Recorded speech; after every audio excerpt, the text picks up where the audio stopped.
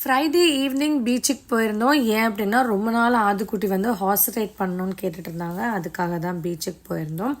கொஞ்ச நேரம் time spend பண்ணிவிட்டு வந்துட்டோம். சாட்டர்டே மார்னிங் பிரேக்ஃபாஸ்ட் வந்து வீட்டில் பூரி கிழங்கு.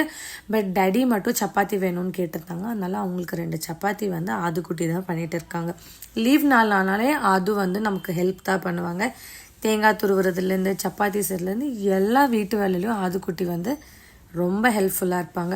உருளைக்கிழங்கு வெடிக்காமல் வரணும் அப்படின்னா வேக வைக்கும்போது 2 சொட்டு எண்ணெய் விட்டிங்கன்னா வெடிக்காமல் வரும்.